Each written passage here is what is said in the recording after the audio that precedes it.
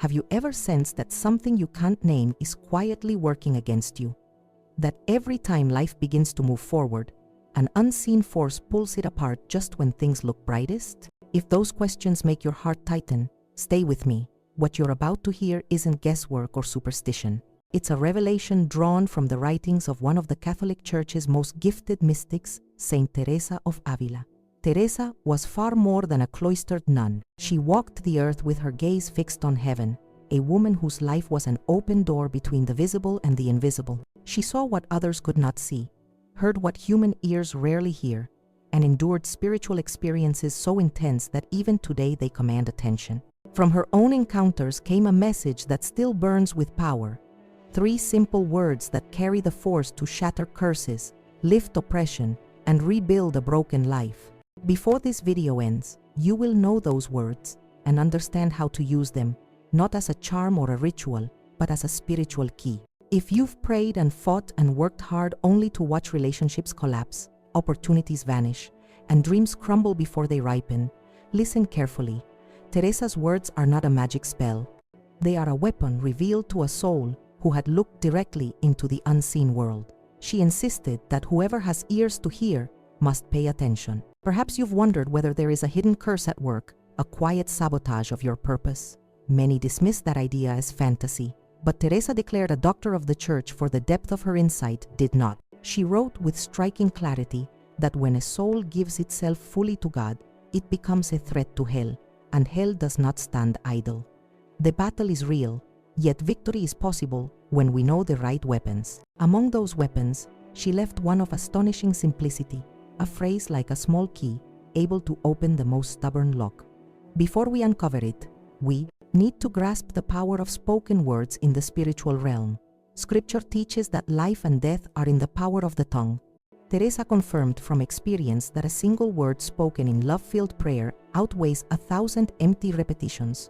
When you learn the 3 words she passed down, speak them not as routine but with a heart on fire, certain you are trampling the serpent that has stalked you for years. Imagine waking suddenly in the night with a weight pressing on your chest, a presence you cannot name. Or imagine working tirelessly only to watch success dissolve at the final moment. A business collapses, a perfect relationship ends without reason, a promised job disappears. These are not random misfortunes.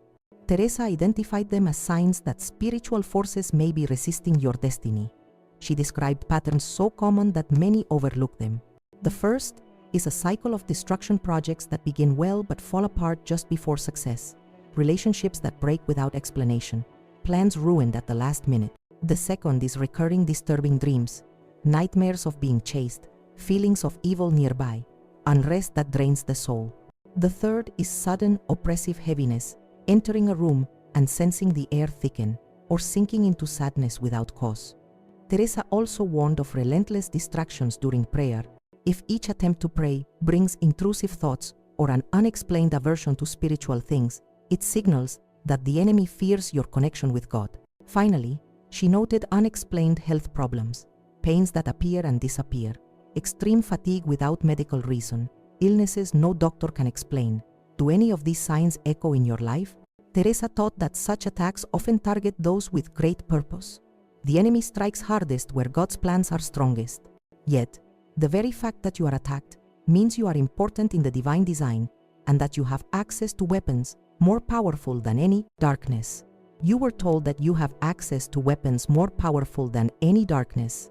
Now let's see how those forces actually operate, so you can use those weapons with precision. Teresa taught that spiritual attacks rarely look like what movies show. They're subtle, patient, and organized. They work through patterns that repeat across families and communities, through words spoken in anger, through envy focused like an arrow, and even through objects and places that carry bad intent. Once you can name the strategy, you stop being a helpless target and become a defender of your own destiny. One common root is what Teresa called inherited curses. Think of family stories that replay themselves, generations of failed businesses, marriages that crumble, recurring illness, poverty without obvious cause. These are not simply bad luck or poor choices repeated by habit. They can be spiritual patterns passed down like a legacy. When everyone in a line of relatives seems stuck in the same loop, It's often a sign that something invisible has been allowed to persist. Teresa advised looking closely at family history, because where patterns repeat, prayer and intentional spiritual surgery are needed. Another vector is the power of words spoken in hatred. Scripture already warns that life and death lie in the tongue, and Teresa confirmed it from her own battlegrounds. Words spoken with true malice, curses, wishes of harm, declarations that someone will never prosper, carry spiritual weight. They can lodge in a person's life and influence outcomes. That's why the Christian tradition takes both blessing and cursing seriously. Words form reality in the spiritual realm when they're charged with strong intent. Envy and the so-called evil eye are also real dynamics Teresa saw at work. When someone resents you so deeply they wish your downfall, that resentment becomes more than emotion. It can act like spiritual pressure pointed at your life. Have you noticed success sabotaged after sharing good news with certain people, or projects collapsing shortly after you told them? That pattern can indicate envy at work. Teresa didn't ask you to become paranoid, but to become mindful of how proximity to hostile intent can affect your path. Objects and places can become contaminated, Teresa warned. She was careful about what she allowed into her cell because the spiritual environment matters. Gifts given with bad intention, objects tied to occult practices, letters or photos steeped in resentment, these can act as entry points for negative influence. A seemingly harmless household item may carry a history of malice if it was used in hurtful ways. This doesn't mean every second-hand item is dangerous, but it does mean discernment is practical and wise.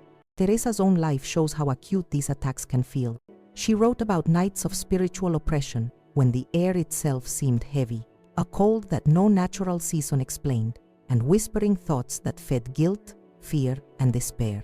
These were not moments of fragile imagination. Teresa treated them as tangible assaults on the soul. In one episode, she described a pressure so intense she could not breathe.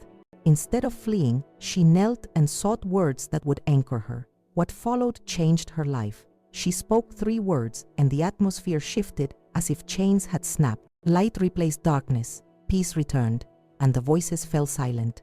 That moment reveals 2 key truths. First, spiritual attacks target specific vulnerabilities, fear, shame, and doubt, because those conditions open doors. Second, the weapons that defeat those attacks are not intellectual maneuvers, but acts of faith, words spoken in the right spirit that undo fear, dissolve guilt, and cut through doubt. Teresa observed that every curse stands on 3 pillars: fear, guilt, and doubt. Remove those pillars, and the structure collapses. It's important to stress this. The words that Teresa used were not a mechanical chant. Their potency came from the faith behind them, the surrender of the one who spoke, and the authority of the name invoked. Teresa learned that timing and conviction matter. A half-hearted whisper had no effect, but a bold, trusting declaration broke the weight of oppression. This is why she taught the practice to her sisters. When they spoke the words in faith, they too experienced release. You might be wondering how to tell the difference between ordinary struggles and spiritual attack. Teresa's rule of thumb was simple. When normal remedies fail, careful planning, honest work, medical care, sincere reconciliation, and the same patterns keep recurring, you must consider the spiritual dimension. That doesn't negate human responsibility. It complements it. You still act prudently, seek help, and do your part. But you also add targeted prayer and ritual grounded in faith. In the next segment, I will reveal exactly what Teresa said in that thrilling moment, break down each word so you can use them precisely, and walk you step by step through the simple 7-day way she recommended for breaking persistent spiritual chains. If you felt attacks in the ways Teresa described, don't miss what comes next. It's practical, tested, and meant to be used in the real world of ordinary people seeking real freedom. If you felt attacks in the ways Teresa described, don't miss what comes next. It's practical, tested, and meant to be used in the real world of ordinary people seeking real freedom. In the year 1560, Teresa found herself in one of those nights when oppression pressed so close it seemed to breathe on her, a cold that had no cause, and whispering thoughts that piled shame and despair on her chest. Instead of fleeing, she knelt and listened with the ears of her soul until a gentle, unmistakable voice placed 3 words on her lips that would change everything. Jesus, I trust in you. She didn't receive a formula or a chant, but a living proclamation. And when she spoke it aloud with burning faith, the atmosphere in her cell shifted instantly. Chains fell away, the cold left, the intrusive voices stopped, and a golden peace filled the room. That moment reveals why she taught this to her sisters, and why generations later, other mystics confirmed the same power. Every curse, she recorded, rests on 3 pillars: fear, guilt, and doubt, and those 3 words cut through all 3 at once. The name Jesus summons the authority above every name. To speak it is to call on the one who conquered death and evil. The phrase, I trust, is an act of spiritual warfare. Trust and fear cannot coexist. Trust dissolves guilt by surrendering past failures to the one who forgives, and trust dispels doubt by redirecting your confidence away from yourself, luck, or people and toward Christ alone. Finally, in you ensures that the surrender lands in the right place, the source with the power to heal and transform. This is not parroting. Teresa insisted on proclamation with strength because the spoken word, when joined to real faith, rearranges the spiritual climate.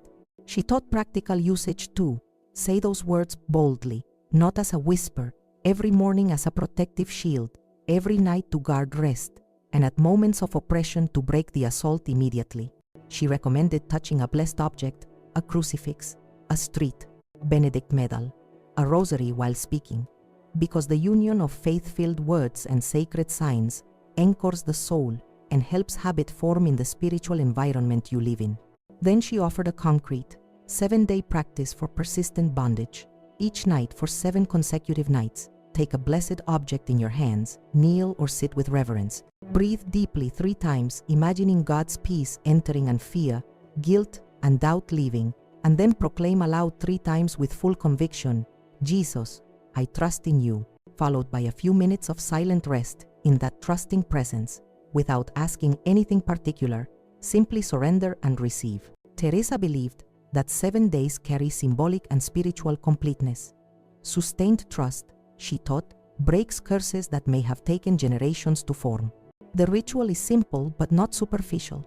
It requires intention, repetition, and an interior assent that you are moving from self-reliance to divine reliance. People who have practiced this with openness report stopping nightmares, clarity returning to stalled projects, unexpected reconciliations, strength to endure illnesses, and restored hope where suicide loomed. These testimonies point less to magical words and more to a converted interior that refuses fear, dissolves guilt, and rejects doubt. Use the practice alongside sensible measures. Seek medical care for unexplained sickness. Get counseling for psychological distress. Reconcile where repair is possible, and remove objects or distances from relationships that consistently bring malice. Spiritual tools complement, not replace, human responsibility. Remember, Teresa's key is relational. You are not invoking an abstract power but calling to a person who loves and acts. Speak the words with boldness. Touch a sacred sign as an anchor. Repeat them as a habit of dependence, and watch how small acts of trust change decision-making, open doors, and alter the rhythm of your life. In the next segment, I'll guide you step by step through how to prepare your space, choose a sacred object, and structure a 7-day session so you can begin tonight. Until then, stand firm. The weapon is simple, the practice is accessible, and the promise is that trust, when lived, transforms chains into stepping stones. Now that you know the words and the 7-day ritual, let's get practical. How to prepare your space, choose a sacred object, and structure each night so the practice becomes a real encounter, not a checklist. First, prepare a quiet place where you won't be disturbed. Clean the area physically, remove clutter, open a window for fresh air, if possible, because an orderly environment helps the mind settle and signals to your body that something different is about to happen. Set a small table or shelf with a blessed object at its center, a crucifix, a rosary, a street Benedict medal, or a Bible that has been used for prayer and blessed. Teresa was careful about the items she kept in her cell because the spiritual atmosphere matters. Choose something that touches you personally and that you can hold without distraction. Light a candle if that helps you focus. But don't treat the flame as a tool of power, it's only a visual aid to center your attention. Next, decide your posture. Kneeling is traditional because it expresses humility, but if you cannot kneel, sit upright with feet planted on the floor and hands folded or holding the sacred object. The posture should communicate reverence and readiness. Before you begin, silence devices and set a simple timer for the period you plan to remain. After the proclamations, 5 to 10 minutes is enough for the initial practice. Teresa never made show of long ceremonies. She emphasized simplicity, consistency, and interior surrender over elaborate rites. Breathe deliberately. Take 3 slow, full breaths to start. Inhale, imagining peace entering into your chest. Exhale, letting fear, guilt, and doubt leave the body. This breath pattern is not mystical gymnastics. It calms your nervous system and prepares the soul to speak from a centered place. Hold the sacred object gently and let the weight or texture of it help you focus. Then speak the 3 words aloud with full conviction. Jesus, I trust in you. Repeat them 3 times, not as a hurried incantation but as a firm vocal declaration. Speak clearly, with your chest supporting the voice, not a whisper, not a shout, but a proclamation. Teresa taught that the voice carries intention into the spiritual realm. Assertiveness paired with surrender changes the tone of your interior life. After the proclamation, remain in silence. Close your eyes if it helps. Resist the urge to immediately list petitions or demands. The aim for these minutes is to rest in trust, to allow the declaration to be received rather than bargaining again. If thoughts come, they will notice them without judgment and return gently to the memory of your words and the presence they call forth. End with a short, simple thanksgiving. A sentence is enough, such as, "Thank you, Lord, I trust you." Then, extinguish the candle if you used one, and go to sleep with the intention of holding that trust through the night. Repeat this practice each night for 7 consecutive nights. Keep a small journal nearby, and each morning write one observation: a change in dreams, a lifted anxiety, an unexpected clarity, or a peaceful moment where previously there was chaos. Teresa valued such records because the soul learns from patterns. Seeing small shifts strengthens faith and helps distinguish real movement from wishful thinking. Alongside the nightly ritual, integrate ordinary spiritual hygiene, regular confession if available, reception of the sacraments if you can, sincere reconciliation with offended parties, and sensible medical care for physical symptoms. The spiritual practice complements these actions, it does not replace them. Be aware of signs that liberation is occurring: nightmares thinning or stopping, repetitive obstacles easing, a previously heavy sadness giving way to small joys, or relationships showing new possibilities. These signs may be subtle at first. Patience matters. Teresa taught that trust grows through repetition until it becomes the soul's default response. Conversely, if the practice produces no change after a week, don't panic. Reassess. Have you been consistent? Are there unaddressed moral or relational faults that need repair? Sometimes, deliverance requires longer communal prayer or the guidance of a trusted spiritual director. A final caution: the ritual is a tool of dependence, not dominance. It invites you into deeper reliance on Christ rather than promising instant, theatrical miracles. Teresa's power came from a life of intimacy with God, sacrificial love, and moral clarity. Use the practice humbly, persistently, and with charity toward others. In the next segment, we'll explore how to deepen the habit of trust into daily decision-making, how to apply the proclamation to specific patterns like inherited family cycles or recurring career sabotage, and how to invite communal prayer when personal efforts meet stubborn resistance. Keep the sacred object ready. Your 7 nights may be the start of a transformed story. Deepening the habit of trust means carrying it beyond the 7-night practice and into the decisions and relationships that shape daily life. Teresa urged her sisters to let those 3 words, "Jesus, I trust in you," become more than an evening ritual. She wanted them woven into ordinary choices: how they spent money, how they spoke to each other, how they responded to sudden fear or unexpected news. To live that trust is to let it steer every plan and every reaction. Begin each morning by quietly repeating the phrase before your feet touch the floor. This sets the tone for the day and reminds you that you do not walk into the hours ahead alone. When worries or obstacles appear, an argument at work, a financial setback, a disappointing phone call, pause long enough to breathe and say the words again.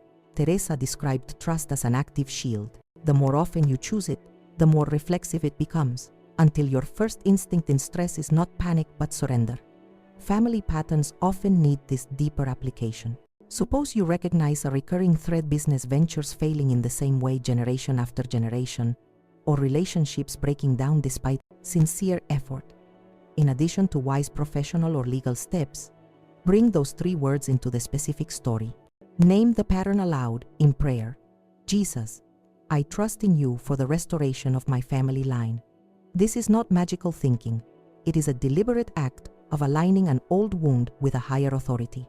Teresa taught that curses or oppressive cycles lose grip when brought consistently into the light of Christ through trusting speech and faithful action. Community matters too. Teresa's own breakthroughs rarely happened in isolation. She sought counsel from confessors and spiritual directors, and gathered her sisters for communal prayer when resistance felt strong. If you sense that your personal practice reaches a wall, invite trusted companions to join you. A small group praying the same phrase together, in unity of purpose, often breaks barriers that solitary effort cannot. This is not because God needs numbers, but because shared faith strengthens resolve and closes gaps that fear and doubt exploit.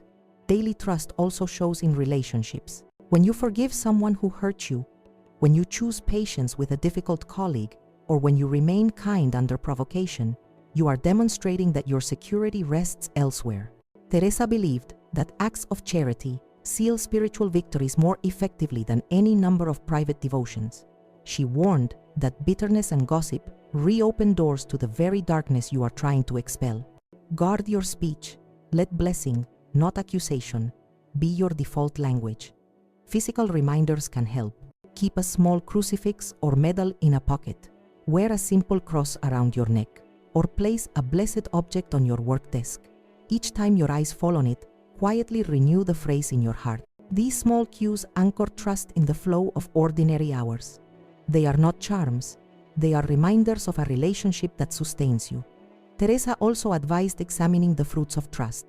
Over time, you should notice steady signs of interior freedom, a lighter mood, clearer thinking, and a resilient hope, even when circumstances remain challenging. External results: improved health, restored finances, reconciled friendships may follow, but the primary evidence is a heart no longer ruled by fear, guilt, or doubt. Keep a written record of these changes, no matter how small. Looking back on them strengthens faith and provides encouragement when new trials come. If after sustained practice you face entrenched opposition, persistent nightmares, unrelenting conflict, or health issues without explanation, seek additional help. Teresa herself turned to the Church's sacraments, the counsel of wise confessors, and when necessary, communal intercession. Modern equivalents include pastoral care, reputable deliverance ministries within the Church, or simply a circle of trusted believers committed to ongoing prayer.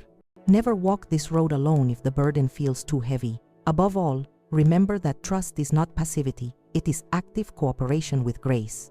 You continue to plan carefully, work diligently, and address practical problems, but you refuse to let fear, guilt, or doubt dictate your steps.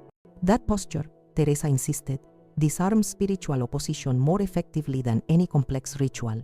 In the next and final segment, we will gather these lessons into a clear path forward, offering a lasting framework for a life where trust is not an event, but a permanent stance of the heart. As you reach this final part of the journey, take a moment to look back at how far you've come. You began by noticing the subtle signs of spiritual struggle, patterns of loss, unexplained heaviness, and fears that seem to shadow every success. Then you learned, through Saint Teresa's witness, that these battles are real but never final. Her life showed that no curse, no hidden force, can withstand the steady light of faith expressed in a few simple words spoken with the whole heart.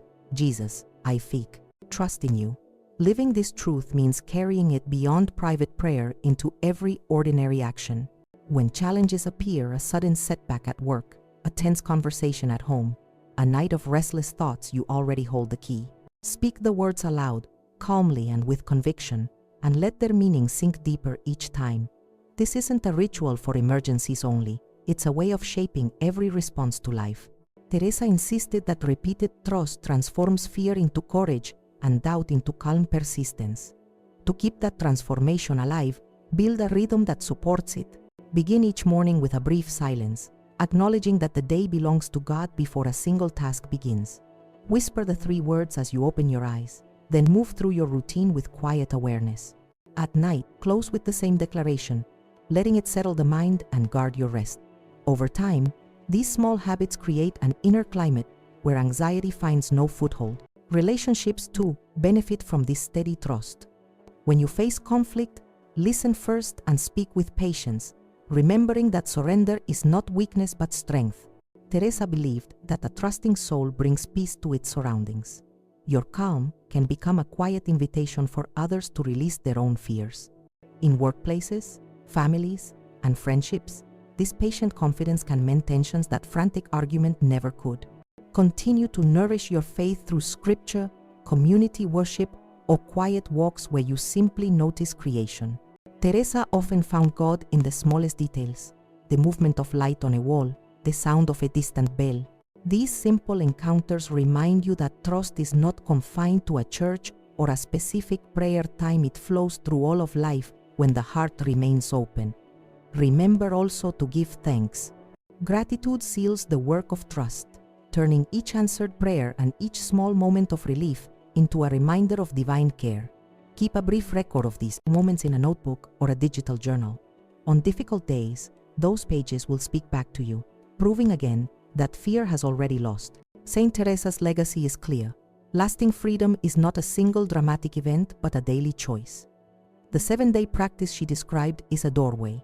What follows is a lifelong walk. Some days will feel luminous, others ordinary, yet each is an opportunity to renew the same decision, to trust, to surrender, to remain anchored in the presence that never abandons you. Now the invitation is yours. Share what you have discovered. Encourage someone who feels trapped in the same cycles you once knew. Offer a kind word, a listening ear, or simply the quiet testimony of your own peace. In doing so, you continue Teresa's work, spreading a light that no darkness can extinguish. Let these closing thoughts settle gently. The words are simple, the power immense. Jesus, I trust in you. Speak them, live them, and watch as fear, guilt, and doubt lose their grip. This is the enduring grace promised by Saint Teresa, a freedom that begins within and transforms everything it touches.